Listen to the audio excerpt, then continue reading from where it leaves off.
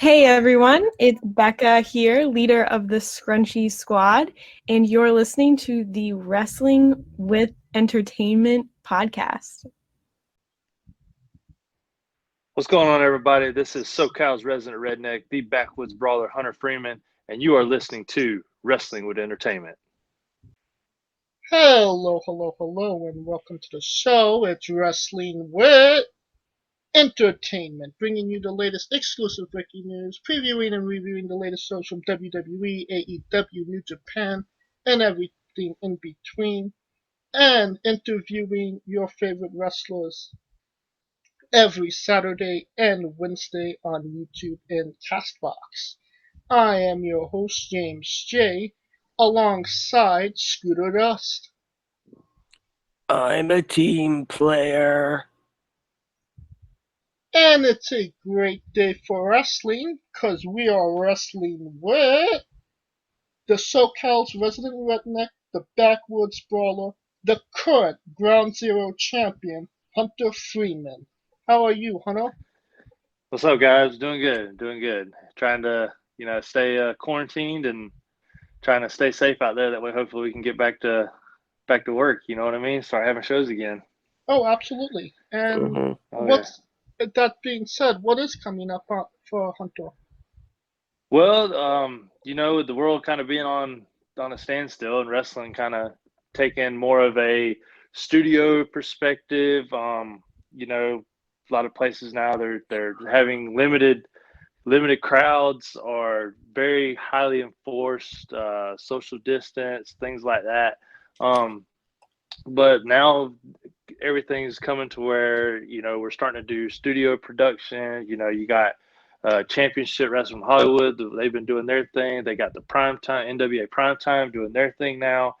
And so that's basically where I'm at down here in San Diego with Level Up and Ground Zero and another promotion, Canna Pro. They're starting to do more of, a studio type production where we can finally start, wrestling again, because the whole pandemic just kind of put everything on a standstill. I mean, you guys can understand that. So we're trying to make, something good, out of what we got. And eventually, hopefully this 2021 we'll be able to, move forward with everything and we can get back to normal. You know what I mean? So absolutely. And where can we find you on social media as well? Find me on social media. Everything's under SoCal Redneck. Redneck will have 2 R's. My Facebook is Hunter Freeman. My Instagram is SoCal Redneck, again with 2 R's. And then my Twitter is the exact same thing, SoCal and then Redneck with 2 R's. So awesome. Pretty simple. Yeah, it's funny you bring up Championship Wrestling from Hollywood, because a guy I broke into the business with started as a referee. Nick Bonanno is now the head writer for Championship Wrestling from Hollywood and Arizona. Oh yeah, I know Nick. Nick's a good dude. Yep. Yeah, Nick's a great guy. We started out over here in the New York in the NYWC. Mm-hmm. No, talking about with Nick though. Nick's a very good dude. He's been reffing for a very long time. I mean, he was out here when I first started back in when I got here to San Diego and was wrestling. That was back in 2014. And Nick's a good dude. He's always been super cool to me, and he's reffed a couple of my matches when I've worked up at Championship. Hopefully when everything's good to go and everything like that, I can get back up there, work at Championship, work at Primetime. Kind of things this year though kind of got put on a halt for me because family stuff. Me and my wife, we just had our first kid, so congratulations. I appreciate it. Yeah, we just had our little baby boy Preston, and we call him PJ. But he's here now, and now that he's out and about and he's he's out here in the world, he's like, all right, Dad, you got to get back to wrestling. I think the real question everybody wants to know is, are you going to raise him a Bulldogs fan? 100%. Yes, I'll kick him out if he's not. Because my wife and her family, they're from Alabama, so I'm strictly Roll Tide, unfortunately. Oh man, hey, I'm telling you, you guys got this game coming up. I don't know if the championship game will be aired by the time this is put out, but apparently it's going to be Ohio State and Yep. Alabama for the game, so yeah, it's going to be a good one. But it is what it is. Now, you said about the promotions you work for, Ground Zero, and you actually won their championship not too long ago about beating Andy Brown after a Yeah. whopping 692 days as champion. Yep, 692 days. What was more significant for you, actually winning the championship or breaking that streak? Both, like it's if any, Andy Brown is just such a good freaking wrestler, and him having that title as long as he did, that meant something. Yeah, he's beat a lot of people. He's beat a lot of names that are not on the indies anymore. Tyler Bateman, Jake Atlas, all these people that have moved up to the next echelon. You know what I mean? And that's a lot. When myself, just a good old boy from Georgia, humble as I can be, and all I do is I just work my butt off, train my butt off in the ring, and try to put in the work every day. And to be able to go out there and put everything out on the line, and we had the 6-man, and the 6-man was myself, B-Boy, and B-Boy being the guy who he trains me, and then J2 Juan Mattioli, and then we went against the Hogsman, Mike Camden, and Devin Sparks, and Andy. That was a match in itself, but afterwards Andy decided to get on the mic, and after I pinned him, and because I've done it twice, I'd already pinned him twice. If you guys haven't seen the Ground Zero match me and him had back in last January, it's up for match of the year with down here in SoCal Uncensored, and that's a huge honor for me, because that match is just me and Andy, who are two local SoCal indie wrestlers, and the names that are on that list of the matches. You got New Japan guys, and your NWA guys, and different things like that, and to be mentioned just among those guys of our match, that's a huge honor to me, and it's just I'm just humbled and so gracious that people out there actually enjoyed the match and that we had, and and then just winning the belt, after he had it for so long, and that meant a lot, because I'd really busted my ass to get where I'm at right now, and so it's very, very rewarding. You know what I mean? Very rewarding.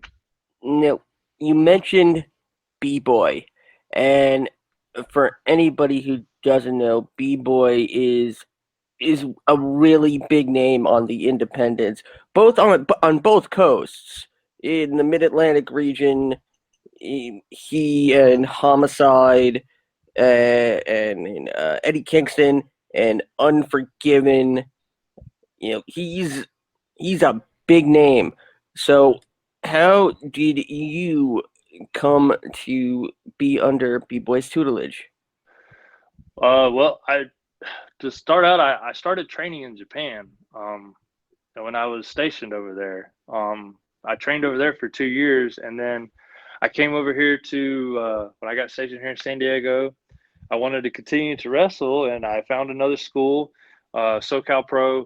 Those guys up there, I learned a lot from those guys, and and the promoter up there, that he looked out for me up there. I can't say nothing but good things about him. Jeff Dino, and I had a match against B-Boy.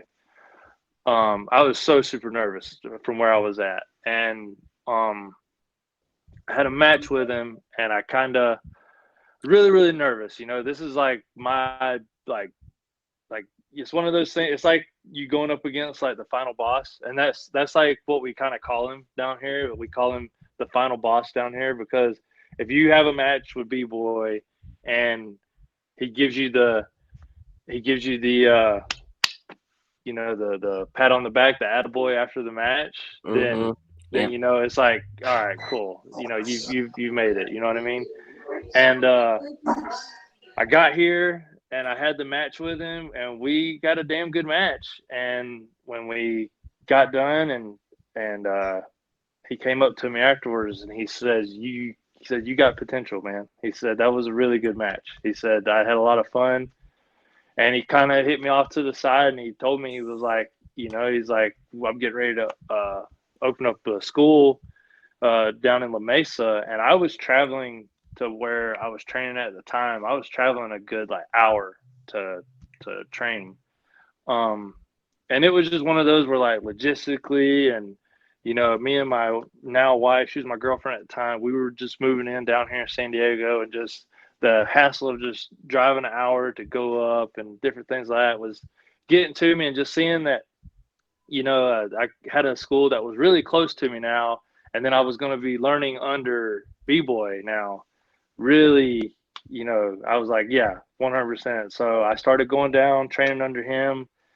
And if you watch the progression of my matches from when I started out, you know, from training in Japan to training under the trainers at SoCal Pro to training with B-Boy now, you can tell just, I think in my mind, and people out there might say, nah, you still suck. But I think in my mind that my wrestling has gotten a lot better. My being an entertainer has gotten a lot better.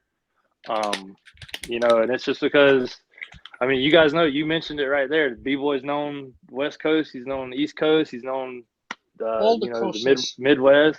He's known everywhere, you know. And, you know, every time I go in there and I train with him, I learn something new. And I'm going on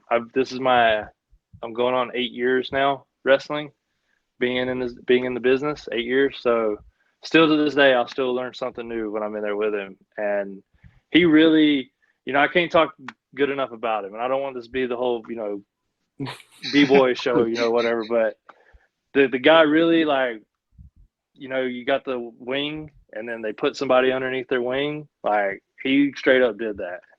He took me, put me underneath his wing, and he's been like an older brother to me ever since. So he's the best. And a little late to the party, Kaliko Yachts is joining us. Kaliko. What? Hey, what's up? What's up? Sorry, I had family duties. You know, when groceries come in, you got to corral the kids, man.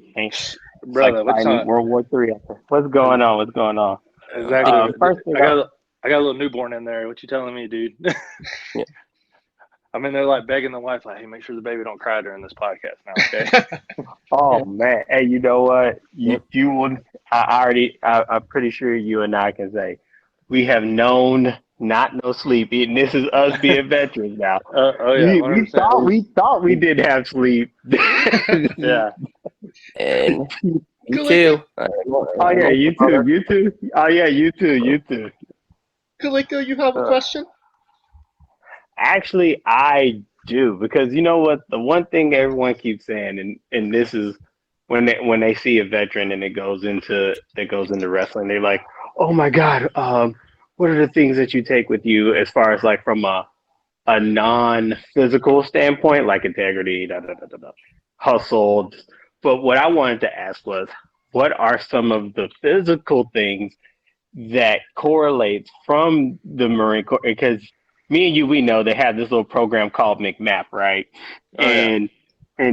And basically you're in boot camp, literally taking bumps. Not knowingly or unknowingly, you're taking bumps because, you know, you're training and you're learning how to break your fall and so on and so forth, and do these flips, and you got your boot camp buddy flipping you over and tearing your ACL or something like that. But but I just want to know, what are some of the things that physically that you were able to carry that made it an easier transition from the military to professional wrestling? Oh, well, definitely you get in shape. I mean, you know that. So being in shape and continuing to be in shape, especially when you're in and when you get out, you still gotta stay in shape, cardio wise, wrestling as well. And you're 100% right with the. I will tell people that McMap definitely helped me starting out, because when we were, when you start learning bumps and the rolls and different things like that, you're like, well, shit, this is McMap. I learned this. This is exactly what I just learned. So I will tell you this: when I started training in Japan, you'll get a kick out of this. When I started training in Japan, I started out at a school there, and I wanted to do the young boy status. It wasn't like young boy like the New Japan status now or anything like that. But I I started from the ground up, and these guys, like, low-key, I didn't think they wanted me there, you know what I mean? Because they were like, oh, who's this gaijin coming over, trying to wrestle. And I was adamant, I needed to get things off my mind, and I wanted to pursue something, and I suck at golf, so I was like, well, hell, I'll pick up wrestling. So I went to one of their shows out there in Japan, Were those your in only two Okinawa. options? What's up? Was that your only two options, wrestling and golf?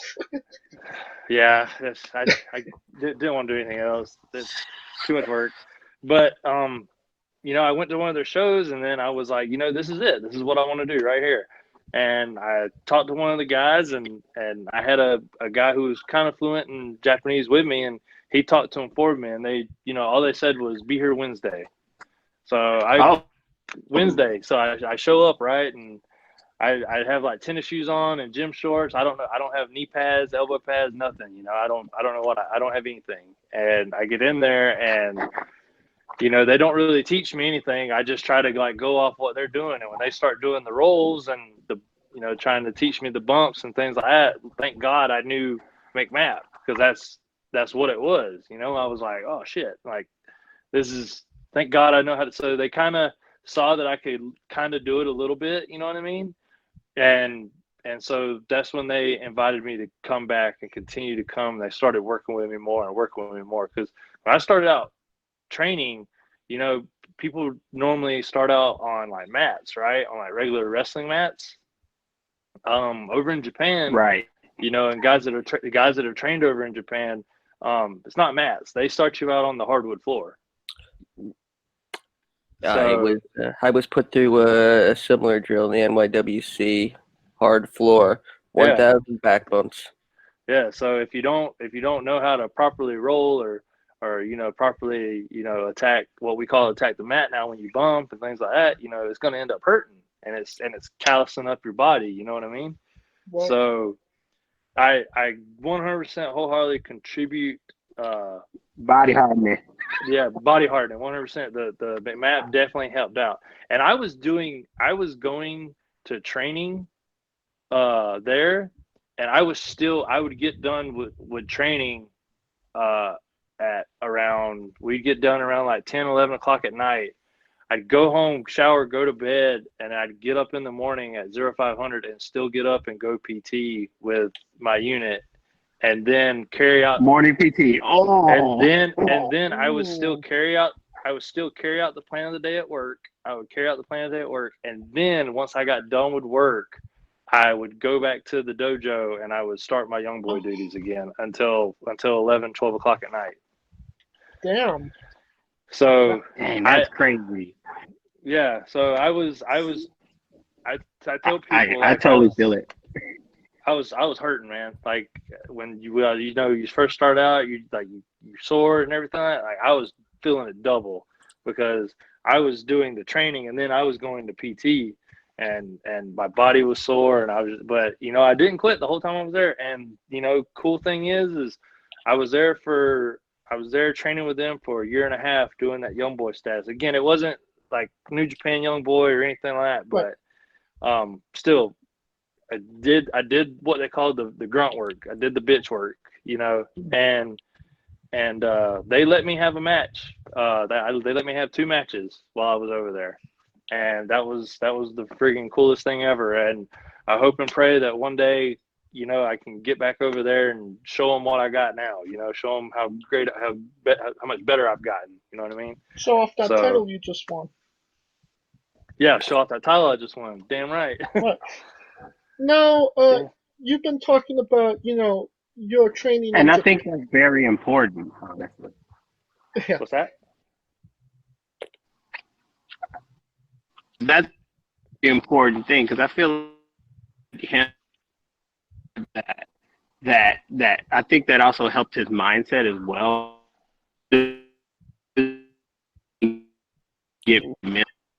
It makes it a lot easier, Like you're breaking up. aggressive, and as he's getting better. So I feel like that's a big attribute. Oh Now, yeah, 100%. now, we've been talking There we about go. Can you hear me now? your Japanese career. Obviously learning from Japan, and then coming back to the States and training. What was the biggest difference from training in Japan, and then transitioning into training in America? Like, is there a class of styles? Was there something difficult that maybe you learned that you kind of had to break out of in the Japanese style? No. Funny thing is, it's very similar. You know what I mean? It's you have like your different styles. You have your strong style, your lucha, your American style, your catch.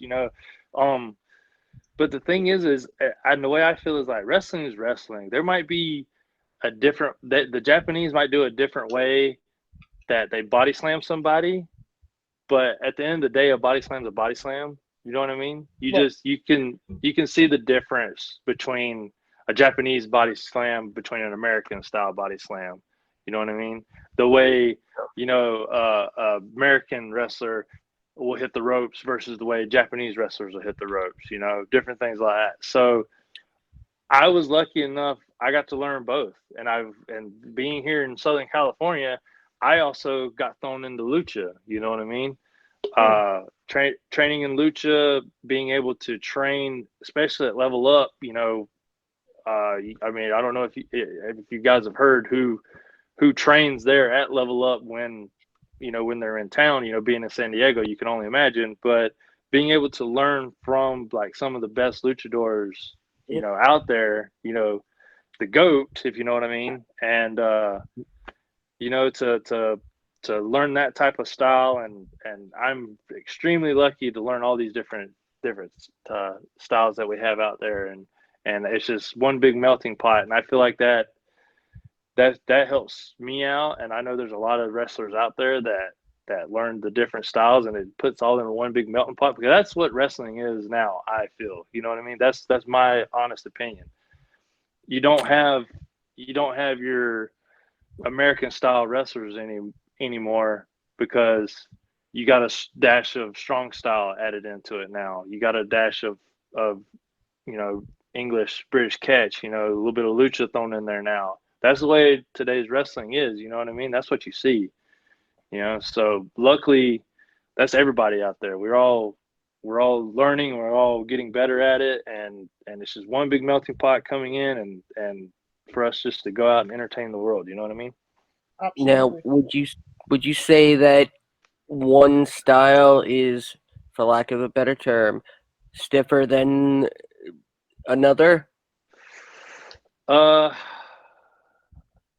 say they'll let you know you're there. You know what I mean? They'll let you know. All right, it's all about being safe. I mean, you guys know. It's not like you guys Yep. work Yep. trained. You can make it look. You can lay it in a little bit, and if you're a professional with another person, you can. It's wrestling. We want to. Yeah. I don't know the audience that you guys pertain to, but wrestling. You want to make it look, as I said, you want to make it look believable. You know what I mean? So if I gotta get hit a little bit harder, cool, so be it. We're trying to subvert the typical stereotype that Japanese wrestling is overly stiff when it's really not the case. No, and I will tell this story because one of my buddies, I don't know if you guys know who Devin Sparks is. Devin Mhm. had an opportunity to train in Japan, and he wrestled Ibushi. And he he was Ooh. thinking, forearm style, Japanese strong style. They were going to do this where they started laying in the forearms on one another. And Devin, probably not my story to tell, but I'll tell it anyways because it's Dev. I love him anyways. But Dev decided, strong style, he's going to lay them forearms in, and he laid the forearm in, and Bushi brought a forearm back, and it was the lightest thing ever. And Devin was like, "All right, cool." So he brought another forearm and nailed him again, and Bushi brought another forearm, and he barely touched him. And they got done with the match, came back, and Dev was like, "How was the match?" Blah, blah, blah. And Bushi was like, "Oh, match was good. Match was good. Maybe forearm not so hard next time." So that tells you anything. Yeah, that was when he told me that. That was the funniest story I've ever heard, and I will never forget that story as long as I live. So putting Devin Sparks over. I don't think we're gonna forget that either. Um, now, you've talked about being in the pandemic era of pro wrestling. Anybody that lives in California, like you, me, and Kaliko does, you know, the pandemic has been particularly challenging for Californians. Um, going in, out of lockdown and whatnot. Yeah. Um, so what has the pandemic era of wrestling, how has it affected your professional wrestling? Um. Well, it's to tell you the truth. At the beginning of the year, uh, after coming off the big match with Andy, having other matches up until March, things were starting to look good. I was getting ready to, travel back to the East Coast, back to where I'm from in Tennessee and back in the Southeast. And I was getting ready to work a couple shows down there with B Boy. And the promoters hit me up down there, and they wanted me to go work down there. They liked my stuff, and it was going to be my first time actually traveling outside of the West Coast. You know what I mean? I've wrestled in Arizona, I've wrestled in in Vegas, Northern California, Southern California. To finally be able to travel to another coast, that was a big deal for me. A lot of people might not think that just wrestling on a different coast is just nothing. I'm like, no, that's a big deal for me. Just to have another set of eyes see me. You know what I mean? And Absolutely. so when the pandemic hit, it was kind of one of those where like, oh well, it'll be a month, it'll be 2 months, we'll be back to it, and then it finally turned into almost a whole year. And it's just like, it was very downhearting, disheartening, Yeah, whatever the word is. yeah, Yeah, disheartening, downtrodden, whichever. yeah. It was one of those where it was like man, like it kind of like put a lot of people in a funk. I'm sure I wasn't the only one. There's a lot of wrestlers that it messed up a lot of plans. It was going to be a good year, and so it took a toll on us. I'm sure there was people out there who it got them in the funk, and maybe it took them away from training. It got them in a funk, took them out of the gym. They kind of found it like kind of wrestling kind of being lackluster now, and so it's however you want to make it, and I don't know how people took it. I know a lot of people have taken advantage of it, with AEW running their AEW Dark. I mean, that helped out tremendously. You got a lot of guys in the indies that are getting opportunities just by going to Jacksonville and having exposure. You know what I mean? Right. And again, that happened later on during the pandemic. But it's just one of those where you kind of see that little bit of the light at the end of the tunnel. You know what I mean? And so I told my wife this. I told all my friends this. That I want 2021 to be a year of progress for me. I want it to be a year of breakthrough for me. I want it to be a breakout year for me. And I don't want it that's what 2020 was going to be. And I let it kind of slip through my fingers. You know what I mean? I, I didn't, I didn't hit it as hard as I should have. One, because of the pandemic. Yeah, 100%. Because, with my wife being pregnant and all, I had to be super safe. You know what I mean? Yeah. Yeah. I don't think it was Now your that's fault though. Yeah. no, Yeah, no, rightfully yeah, so. Yeah. Rightfully so. Well, James. yeah. It was just one of those where it was like, do I sit here on my ass or do I, at least try to continue to train? And thank goodness there at Level Up, we've been able to train. Now we've had probably the strictest protocols when it comes to training. Like we have a nurse who is responsible for getting all of our COVID tests. We have to have a COVID test every month. And if you don't have a COVID test, you're not training. And she doesn't care, and she will tell you. She's like, you're not going to train. And we do temperature logs. We wear, if you're in the ring, you have to wear a mask. On the outside of the ring, you have to wear a mask. We are very the people there. They're doing great things as far as like keeping us safe for training because they know because we were losing our minds and we wanted to train. So I have to applaud that. I think that is the most precaution a independent promotion, as far as we've heard, has ever taken in terms of caring about the health and well-being of their talent. yeah. Well, I mean, a lot of places are doing it. But that's with our school, But you also with like the prime time, the championship, and things like that. They're constantly on the guys getting their COVID test. Once a month. You have to have an up to date COVID test before you come in. So I think that if it's one of those where if I'm able to work, if I got to get that Q-tip stuck down my nose, so be it. And plus it keeps me at that I'm good, I'm safe, I'm not positive or anything like that because again, I have a family here, you know what I mean? So it keeps me in the know at all times as well. So And I just have one big possible what if, and I don't want to jinx anything, but that trip you were taking to, well, we'll call it my coast. You said the southeast. Was that going to be anywhere near Jacksonville, perhaps? oh no, it was in Tennessee. It's a big southeast. I'll tell you who it is. It's Action Wrestling. Mm-hmm. They do the big SCI Invitational down there. Yes. They do the Futures tournament. I don't know if I should be saying this or not, but I will. But it was I was going to be a part of the Futures tournament down there. So that was a huge honor for me just to even be mentioned for that.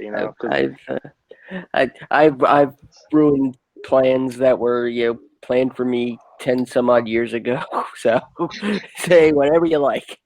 Yeah, but the I can't say anything. The guys Matt and Dylan and Gary Lamb, Matt Griffin, Dylan Hales, Gary Lamb, all those guys that are down in the southeast. They were super cool with me, and they were so bummed out about the whole pandemic going down, and they continue to stay in contact with me. And I'm just thankful that they were going to give me an opportunity to come down there. And once everything is good to go again, and we're able to start traveling again and wrestling again, I promise you, I will be down there. And here's to hoping that you do go down there for 2021. And if for whatever reason you don't make it, we're very, we're very sorry that it came out on this podcast. I appreciate it, man. No, we're going to. I tell people, man, as long as we think positive about things and everybody, continues to follow the rules, follow the guidelines, and it is what it is. It's Doctor. I don't really watch the news or anything like that, guys. Being in the military, I never watched the news because I was constantly in the news. I didn't know what was going on half the time. But I know there's a lot of people that have lost family members to COVID. Am I saying that it's a made up virus? No, it's not a made up virus because, people in my family have passed from it. It's just we just got to be safe and we got to be smart out there. Got to be safe, got to be smart. Wear your mask. Wear your mask. Get your COVID tests. Social distance. Do what you got to do. Be smart about it. It all sucks, but just be smart about it. Have you wrestled in a closed set, or has it been in front of crowds since the pandemic? So I've wrestled. I've wrestled I've wrestled about 5 times since the pandemic happened. And the ones that have been in front of crowds have been highly, highly, highly enforced as far as like COVID regulations, things like that. They're doing temperature checks at the door. They're they're getting people's information for callbacks just in case somebody comes up positive or anything like that. They got social distance enforcers. The seating that's been there. The seating spaced out 6 feet. It has to, you have to basically like when you see the concerts and stuff that you see now when they have like the guardrails around the people and they're all like spaced out. Have you guys seen those before? Yeah. That's basically how the shows have been involved, and they're not huge shows. They're not. I think the max people that have been at the shows, maybe tops, have been 50 to 75 people, if that. And that's just me guessing. Don't quote me on that. You know what I mean? And there's regulations involved with those, and it's been good, but now we're starting to do more of the studio side of it now, being things are kind of like becoming more strict now. And I think the studio thing's a lot better because now you can get the content out there and get it out there on YouTube or, Twitch or whatever platform you have out there. IWTV, a lot of the stuff from Ground Zero is on IWTV. A lot of the things coming up, could be on some of those platforms. You know what I mean? So it's pretty cool. Absolutely. Kaliko, do you have a question? Yeah, because he's from Tennessee. What part? Because what part of Tennessee? I think it's gonna be kind of near the Knoxville area. I want to say. I wasn't one. I'm not 100% sure. I know that's the area where they were at, like the Tennessee, North Georgia area. Again, don't quote me on that. But I think it was going to be in that area. So more towards like the Tennessee-Virginia border. Man, wherever Action runs their shows at, man, they run a lot of shows. Those guys they run a lot in Georgia. They run a lot there in Tennessee. They run a lot, in those areas. So yeah, the Southern Honor Wrestling, they're big down there. That's the one where Omega and Jericho, yeah. So, that's it's a cool thing. A lot of people don't know that one of my he's probably gonna hate I'm talking about him on this, but he's my family member by marriage, but he wrestles for Southern Honor, and he was with he's with MLW, so it's pretty cool. So hopefully one day I can get down there and wrestle him one day. So that's nice. That's dope. Dope. Because I Logan, think a lot of people. Oh yeah, a lot of people don't. Yeah, because MLW very often runs in my backyard of Queens, New York. Now I'm kind of like, ooh, who is it? Logan Creed.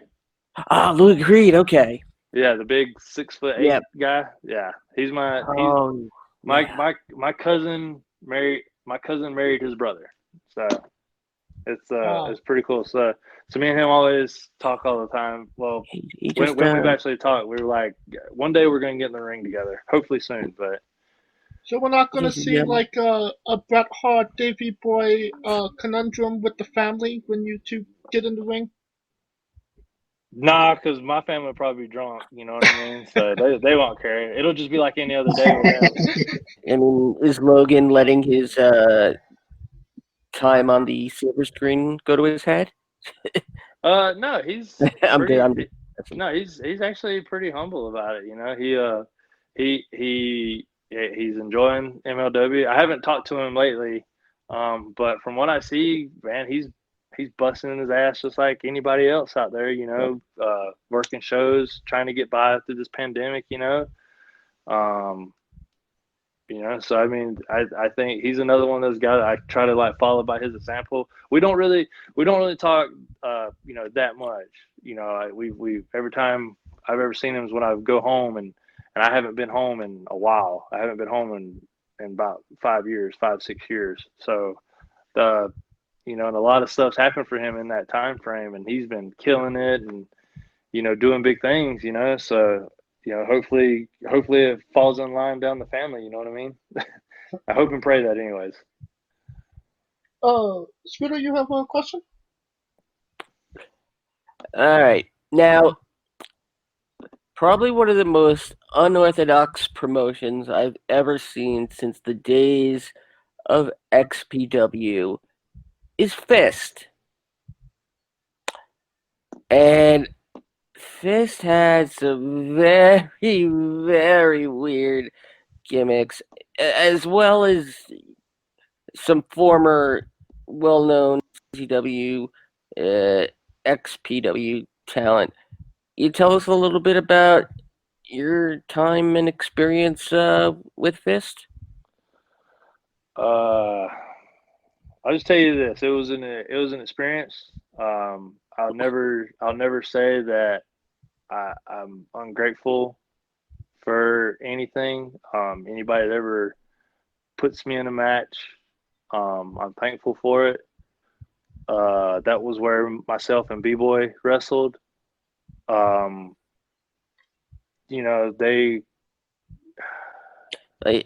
They had some stuff that even it takes a lot for me to shake my head and go, "That's nuts." This had me like, so some of this stuff had me a little bit uncomfortable. So I think that's what you're getting at. You're grateful for the opportunity, but probably wouldn't work there necessarily again. It's just one of those things where Yeah, it happens. it just was one of those where it was like it wasn't my cup of tea anymore, Yep. and Exactly. and I'm sure the promoter there, he's not missing having to pay me whatever he was paying me. If it was my decision to not work there, it's my decision not to work there. He seems to continue to be having shows. You know what I mean? And if that's his thing, that's his thing. That's what he wants to do. But I don't. As far as I'm concerned, I don't really have anything to do with Fist. I don't really want to have anything to do with Fist. I wish the guys that work there, I wish them nothing but the best, whatever. I hope them well in their futures, but it's just one of those where it's like I don't miss that payday. I don't, and then I'm one man. I don't really like to talk bad about anybody. That's just the way I am. Yeah. Me too. I don't. It's not my cup of tea. My mama raised me better than that. So I just prefer not to do dealings with said individual. Hence, I won't say his name because I don't want to give him credit for anything. I don't want his name mentioned around me. Yeah, it's one of those things because I mentioned him, he uses it against me, whatever. But I wish nothing but the best for all those guys on there. Man, they got great guys that are on there, like friggin' Slice Boogie, big name guy, friggin', star talent. I love Slice, love wrestling Slice. The Miranda Elise, big AAA luchadora. A lot of these guys there, they got Bestia, Mecha Wolf coming in, so. I wish nothing but the best for the guys that are there, that are wrestling there. So, and I find it very common. I think a lot of independent talent, current and former, have at least one situation exactly like that, and absolutely understandable, especially in indie wrestling. You got to look out for yourself. You got to look out for your family. You got to do what's right for you. Yeah, and I mean, and again, like, I'm never gonna talk bad about anybody. Do people talk bad about me? Yeah, 100% they do. But the best thing I can do is just continue to be humble. Continue to work my butt off on things. Continue to work my butt off in the ring, because people are gonna say stuff about you, different things like that. But you know what you do? You prove them wrong. You know what I mean? You know the term, you prove the haters wrong. So it happens. You're gonna have a little bit. If I always say, if somebody's never had a little bit of drama in this business, then you had, no matter how little, you've had a little bit of drama in this business. They're But not doing it right. yeah, and what you do is I don't like drama. So what I do is, if I need to break myself away from these people, then I break myself away from them and focus on what's best for myself, my career, my family. So Amen. On a fun note, you did have a child this year. And to reveal the gender of that child, B-Boy and Ruby Raze had an intergender match, and whoever won, that was going to be the gender of your child. yes, it was. Could you maybe elaborate of how that came to be and how interested in that match you was? And one additional question on top of that: what if it had been a draw? What if a lot of people ask that question. That is a lot a of people ask true that question. statement. Double DQ. It was the brainchild of course, of B-Boy. When my wife found out about it, it was literally like the day of. He was thinking, oh, the gender reveal, we could do like a wrestling match. and we talked about it, and Ruby is a very good friend of mine, very good friend of B-Boy's. She's like a sister to me. It was one of those where we talked about it and we made it happen, and the people that were involved in the match are people that are very close to me. It was literally one of the greatest wrestling matches I've ever seen. If you guys get a chance to watch it, it's on YouTube if you guys haven't seen it. But the people involved with the match, man, are people who are very, very close to me. Ruby and my wife are like, and B-Boy's wife are like best friends. Me and B-Boy are best friends, and the referee was one of my buddies who really helped me out when I first got here and kind of took me under his wing. Dirty Doug, he reffed the match. On behalf of No, I just pulled the clip up by accident. I didn't mean. I had it. Thought I had it muted. My apologies. No, it's all good. So Dirty Doug, he was the ref in it, and they just went out and just entertained us, and we were on pins and needles the whole time, especially there at the end. And then the people who were also involved in the match with the run-ins, you had 8-Bit Lit being involved in it.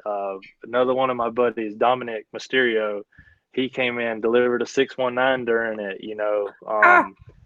and it was, and then to see the finish of, us having a baby boy, and, and that meant a lot.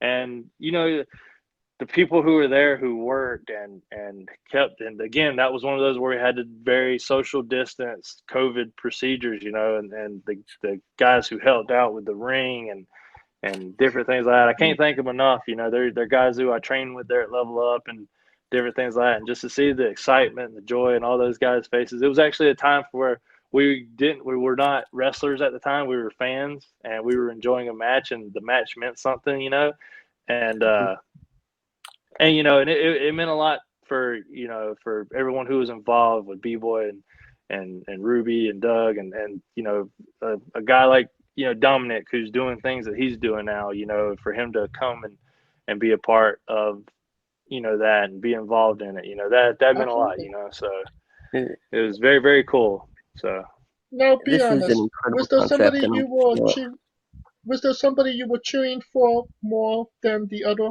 in that match? I was cheering for a boy, 100%. If I was to sit here and say, "Oh, it didn't matter to me," I'd be lying to you. But if it had been a girl, hey, I'd have been an awesome girl dad. So, but I'm lucky, glad it was a boy. did your wife know?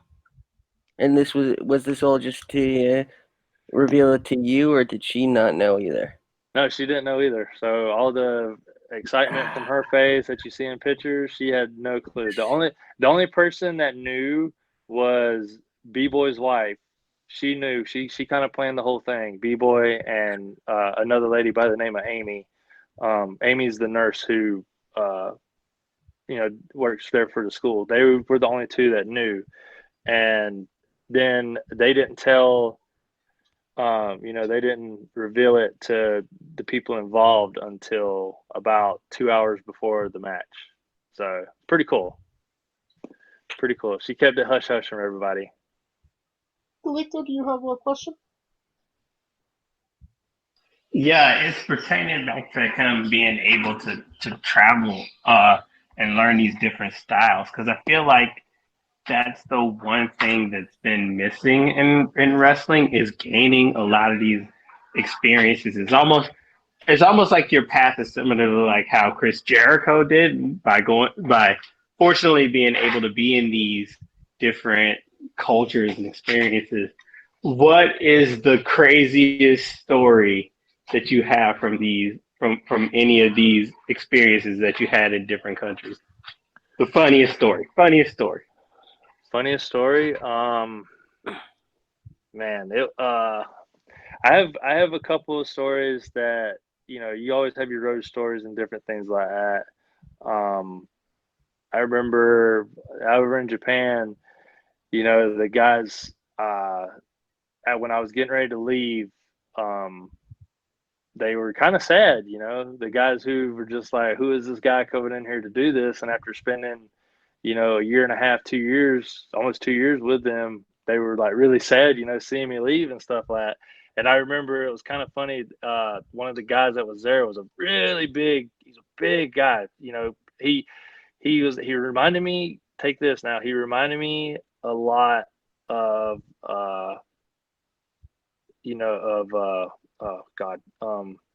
Kobashi. You know what I'm talking about? Kenta Kobashi? Yeah. He had that big he had that big Yeah. build like him, you know what I mean? That big Japanese barrel chested build, And he told me afterwards, because I kind of helped him with his English a little bit, and he told me, he said he had like a little tears in his eyes, He said, "I'm gonna miss you." I was like, "Oh, dude, like stop, stop! You're gonna make me cry." Many road stories. Riding with guys, coming home at 5, 6 in the morning from shows, just out of your mind with everyone. Is a lot of good times, with the road stories. I've had a guy beat me in the head with a drum before at a show. Anthony Idol, props to you on that. Let's see. I will say here in America, I've had the first ever no DQ match where myself and Mike Camden did nothing but kick each other in the groin the whole time. And you were able to have kids after that? That one, yeah. Well, yeah. You can you probably hear my wife in that match as well. It's on YouTube. Myself versus Mike Camden. It's a pretty good match. People were really into that match. It was a level up. It was a level up there. One of the coolest stories to talk about it was a chance that when I was out here, I got to I rode with B-Boy to GCW. They were running a show in Los Angeles, and this show had I don't know if you guys familiar with GCW. I'm sure you are. Game Yeah. Changer. Yeah. This was like one of their bigger shows. You know, this was before the whole pandemic started, and B-Boy was on the show. He was wrestling Chris Dickinson, and a lot of these guys I'd never met before. So we roll in, and there's like Nick Gage and Eddie Kingston, Mance Warner, you know, Matthew Justice, Jimmy Lloyd. You know, all these guys, super cool guys, man. Like, you know, guys that I'd watch on CZW because I watch a lot of being under B-Boy. You know, you kind of watch some of his old stuff, and then you see all these guys like on the Combat Zone wrestling. So I knew who Nick Gage was. I knew who Eddie Kingston was. You know what I mean? And it was one of the coolest things ever, man. To when you walk in and I'm walking in with B-Boy, and he introduces me to him, and I'm kind of like low key starstruck. You know what I mean? Not really trying to mark out super hard, but I'm like, I know who these guys are. And Nick Gage told me, he said, "Man, if you good with B-Boy, you good with me." And I was like, cool. Thank you so much. So, and then Eddie Kingston, man, he's just the coolest guy ever, super humble, down to earth. Got a chance to talk to him, got a chance to talk to Mance Warren a little bit. That was pretty cool. Those are definitely guys, hopefully later on down the road soon, hopefully I can get in the ring and work with. That would be a huge honor for me. I do know. He's technically not the co-owner anymore. Danny DeManto did a lot of work with him in NYWC, and now it's just him and Brett. Yeah. Brett's a nice guy. I was able to talk to him for a little bit. Like you always do when you go to these shows, you always bring your gear back. But I was there, doing the thing, helping set up the ring, set out chairs, different things like that. And then just to be there, and then just to be able to watch the show.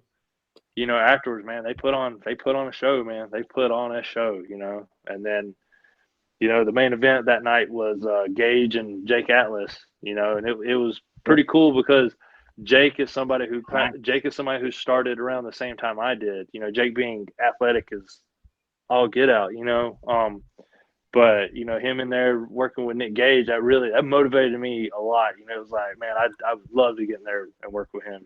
That would be really freaking cool. So. Now, you were in Japan for quite some time. Anybody that knows me knows that I am a ramen junkie. Where are some of the best places in Japan to get ramen? Well, they have like these small ramen houses like all over there. You can find all these places. Ramen's a big thing over there. The sushi go rounds, those were pretty awesome. A lot of places will do like with the Mongolian barbecue, so those are real big over there. They got a big one place a lot of people always want to go to, and it was a big thing for all of us in the military. We'd always go to a place called Coco's, and Coco's was curry. It was a curry house. James, didn't Masha Slamovich tell us about Coco's? I believe she did, and Reba Steak as well. Ribera, yeah. Ribera. I never had a chance to go to Ribera. That is definitely on the bucket list for me in my career, is to go to Ribera, eat that steak, and get a jacket. It's the little things, guys. It's the little things. Oh, absolutely. And since we're talking about food, pineapple on pizza. What's your stance? I don't mind it. If it's there, it's there. I'm from the South, man. I've ate a lot worse things, that people would probably be like, what in the hell? So I know pig feet ain't got shit on pineapple on pizza. Yeah. So how about alligator? I've had it. Yeah, gator tail. Yes. I had gator tail, frog legs. Yep. I've had rattlesnake before, squirrel. Okay, I stopped there. Yeah, I'm from. Yeah, that sounds about right. Sounds about Tennessee. I'm from South Georgia, so I'm from like swamp areas, so Oh, so you know, bayous, well, maybe not bayous, but we're not definitely, bayous, but bayou-ish.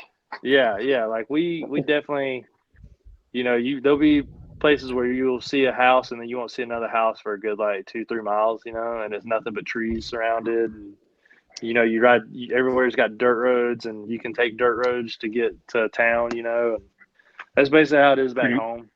But it's I miss home a lot.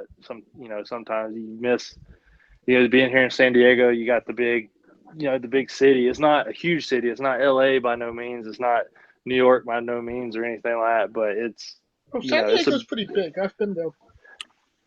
it's a big city for me. You know what I mean? So it's one of those where it's like, it's good to get home every now and then. I go home. I go hunting. I will ride those dirt roads when I go home, and just to be able to get that fresh air, But then when I come back out here, I go back to the grindstone, back with wrestling, So Yeah. Remind me of the People don't know. People don't know, man, how big Chick-fil-A is down there until it came out here. Like, they don't know how big of a deal it was when Chick-fil-A opened out in San Diego. They're like, holy shit. Huge. And it is once again time for that segment. Hunter Freeman's Bizarre Adventure. My what? Hunter Freeman's Bizarre Adventure. Bizarre. Weird things, bizarre things are bound to happen when you're traveling down the road as a pro wrestler. Can you maybe tell us a story that fits that description? Weird things that have happened traveling down the road. Driving back from Arizona one time, we were rolling through this little town, and it was the first time I'd ever seen a hotel that was very like sci-fi related. So witnessing that was pretty weird, especially being like Arizona, so you get that whole like Area 51 vibe, even though that's in like New Mexico. Right. That was pretty sketchy.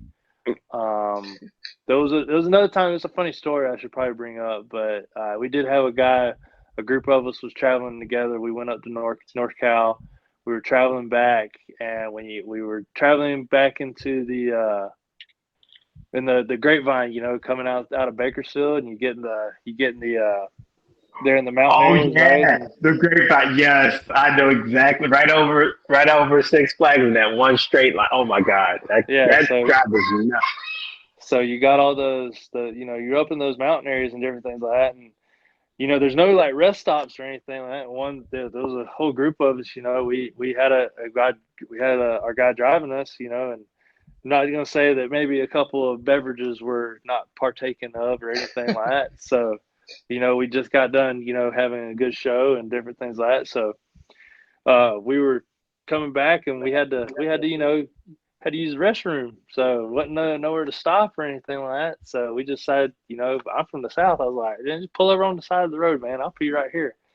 So we all get out, and we do our business, and we get back in the car, and 3 of us got out, but 2 of us got back in the car. And we were missing somebody. We were like, okay, where's so and so? And he didn't come back. It was a good like 5 to 8 minutes, and then when I finally got out of the car and I started, I was like, hey, where are you? And I didn't hear nothing until I finally heard a grunt sound. I was like, ugh. And I was like, oh no. And I looked down. I had a light in my truck. I grabbed a flashlight, looked down, and the guy was he was in the middle of a briar bush. He fell down. He fell off the side of the cliff. He fell off the side of a cliff a good like 20. It's probably a good.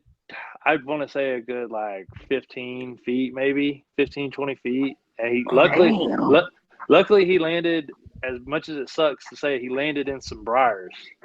in a bush. Ooh, Yeah. those prickers. But so we like go down the hill and we're like falling down the hill. It was a steep hill, and we go down there and we get him and we like pick him up, and and you can only imagine. I mean, we weren't bad off or anything like that, but you can only imagine the contact of luckily he was a wrestler and he knew how to fall properly. So we get him up. He was hurting though, you know what I mean, and we get him up the hill and get him back in the truck, and we continue to travel home. But he was hurting for the next couple of days, and the guy's a good guy. Me and him continue to this day. We pick on one another about it. I didn't get consent to mention his name or anything like that, but if he hears this podcast and he wants to chime in on it, he can sure enough chime in on it. But it was one of the funniest things. It wasn't funny at the time when he fell. I was scared to death. I thought, he is a very good friend of mine. Yeah, I thought he was seriously injured. But he ended up, being okay, and it was just one of those. We laugh about it to this day about it. So one of the weirdest things that's ever happened. And if that individual is listening and maybe wants to tell their story side of the story, you are welcome to come on. There you go. How to take a mountain bump.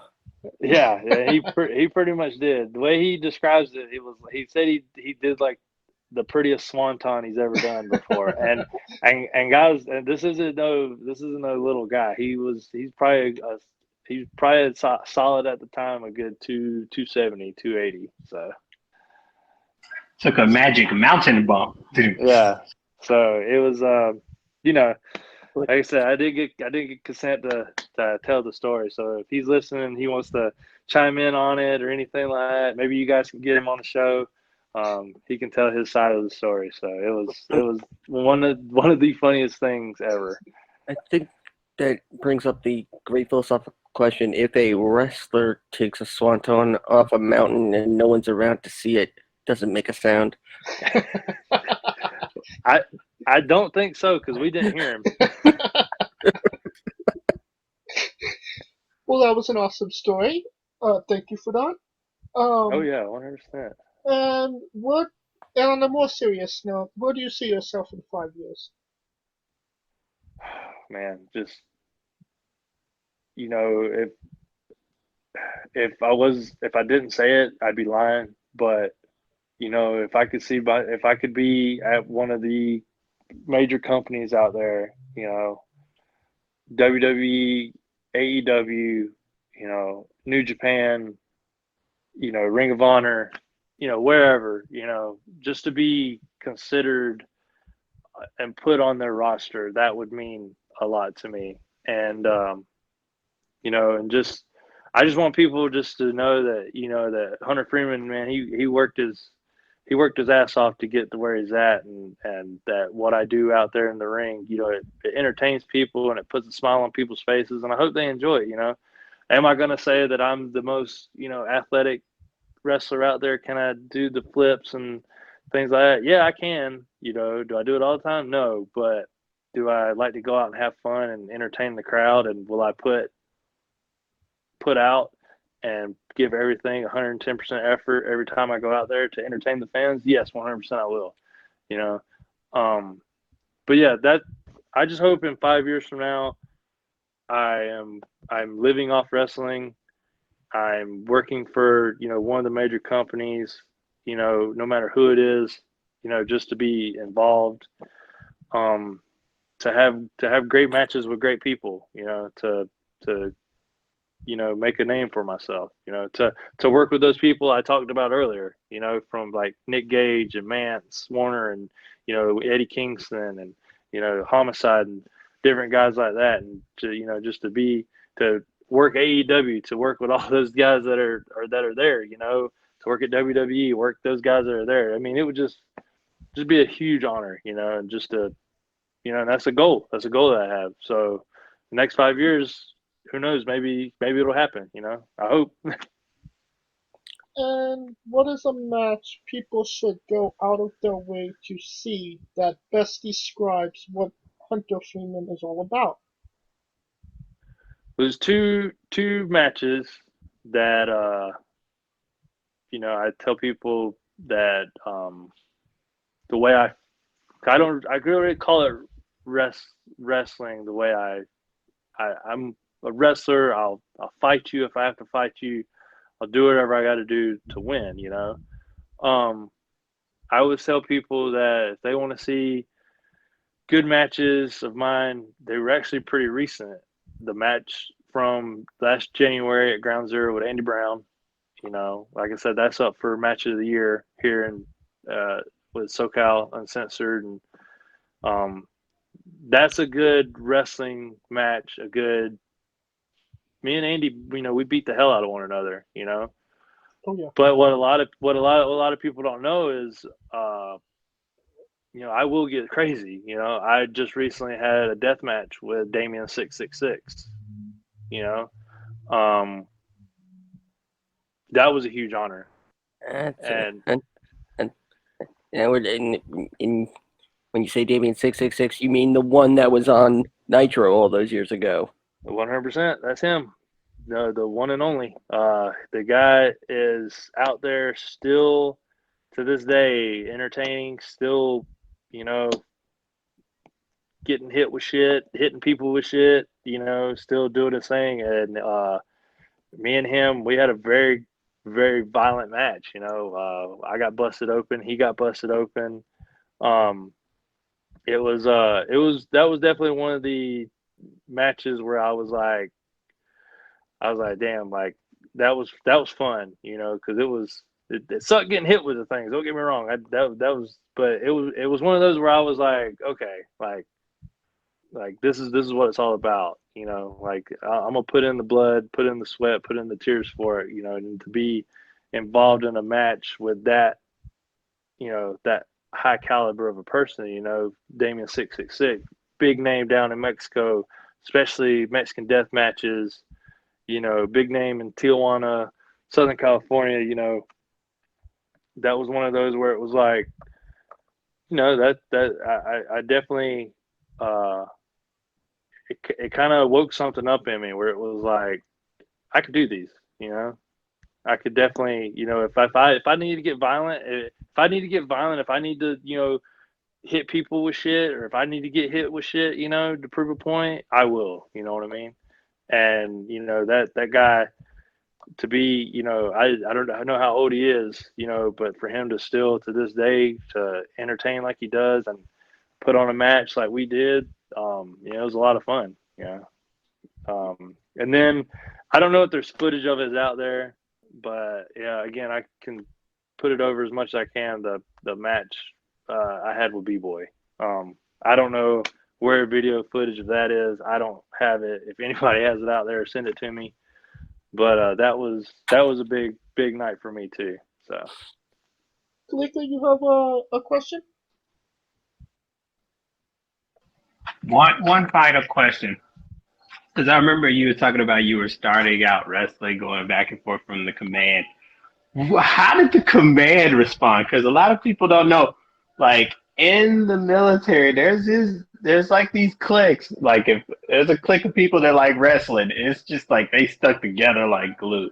And it's just like they're just gonna be watching TV, watching matches, doing all that stuff. And they kind of somewhat seemed not nerdy, but it seemed like you were a little different from the other military members. So what was the response of like some of your fellow devils? Because to me, if that was me, I probably would have been like, "Yo, I'm at your match" if I was in Japan. yeah. No, it was the guys in my unit were actually pretty cool about it. No, I 100% kept it very low key from the command, if you know what I mean. Oh yeah. They, I was very under the radar, if you know what I mean, about that. They had no clue. I mentioned it to nobody. So whenever they would see me like limping and things like that at PT, I'd have to like tough through it. You know what I mean? But I was very low key about it. But it's crazy, like I'm not the only one that, was in the military that was wrestling while they were in the military. You got myself, you got another guy here in SoCal, Jordan Cruz. You know, he's working primetime championship wrestling Hollywood. Me and him train together. He's one of my closest friends down here. You know, he was doing it while he was active. He's out now, so he really doesn't care if I say that. Another one, I mean, Danny Limelight. You know, Danny Limelight's all over AEW right now. Danny was in the Marine Corps. You know, me and Danny were in the Marine Corps together. You know, we didn't work together, but we were in together around the same time. Around the same time, yeah. Yeah, so it was one of, you know, that there's a small number of us, but it's just one of those where, you know, we're you know, all wrestling fans are nerds. I'm 100% a wrestling nerd. You know what I mean? I'm proud. I wear it. I wear it with pride. You know what I mean? And a lot of, you get the whole, you know, you get the guys that come in there and they try to be like the whole, you know, the old badasses and things like that. Like, oh, that's that fake shit, you know, because a lot of the guys are wanting to be like, a lot of those guys are wanting to be like MMA wannabes. They want to like go to the UFC, and half of them wouldn't stand a chance in an actual fight, you know. Exactly. Exactly. They don't know about pocket protectors and calculators. Yeah. No, it's funny he brings that up. It's funny he brings that up because at the time, and this is when I joined the Marine Corps, it's 2002.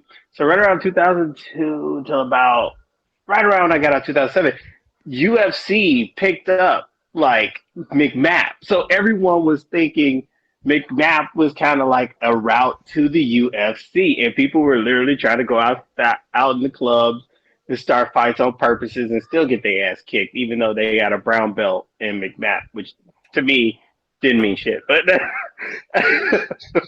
so it's funny he brings that up. But I tell folks all the time, you know, is that a good program for the military? Yeah, 100%. There's a lot of, like, you know, I'll talk about him, but Danny, he was a McMap instructor. You know, he was damn good at it. You know,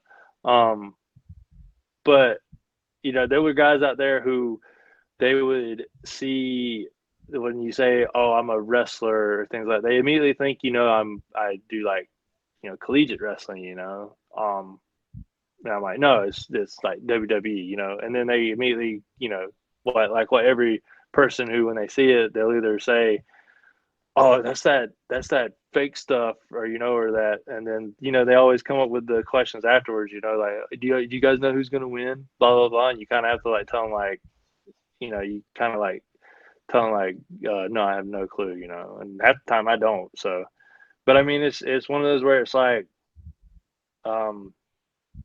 you know, you get them and you find your guys that are out there. You got your wrestling fans that are out there, and they'll think it's the coolest stuff ever. You know, thank God when I was in Japan, my roommate was a huge wrestling fan. So we constantly watched wrestling, and he would go with me to training, and he didn't train or anything like that, but he would like go and, you know, just to get out of the barracks with me, drive me over there, different things like that. So definitely glad I had some good friends in the military that, you know, look out for me.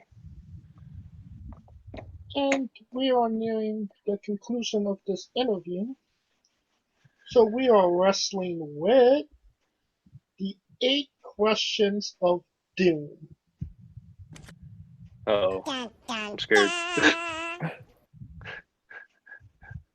Alright, this is a suit style speed round of sorts. You just tell me, I'm gonna run off a couple questions, and you're going to answer them the best possible way you can. Are you ready, Hunter? Is it like, do I say like one word, or like Oh no, you could answer however you want. Whatever pops into your mind. Okay, I got you. Excluding yourself, greatest wrestler of all time. Greatest wrestler of all time? My opinion, Jake Snake Roberts. Oh, good one. Yeah. Worst wrestler of all time. Me. I will say there's no worse wrestler, because we've all had bad days at the office, you know. You know what I mean? So do we have to go to the default answer? Yeah. Well, okay, default answer. Steve McMichael. You say so. That's a big dude, man. I ain't trying to make him mad. You know, you were. You know, that's my opinion though. We've all had bad days at the office. Yeah. You know, I don't say there's no We only worse we only wrestler. say Steve McMichael because on more than one occasion our guests have actually said him more than once, and he's the only repeat answer we've had. So. Oh, okay. I will admit, on Twitter, if you follow the Steve McMichael page on there, just watching some of the stuff that's on there is pretty funny. It's like, wow.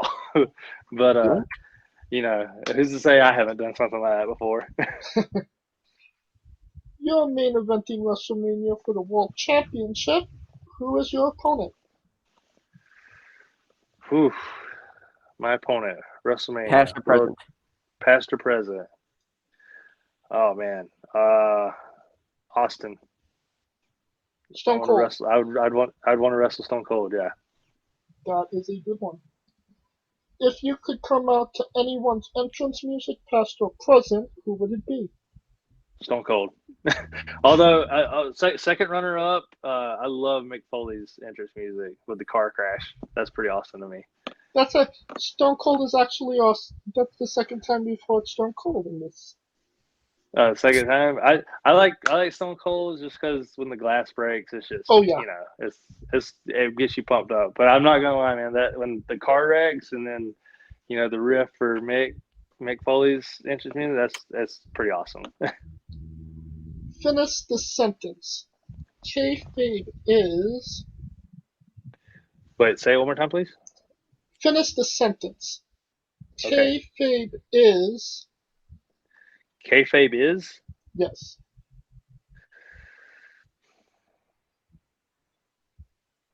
Real when it wants to be.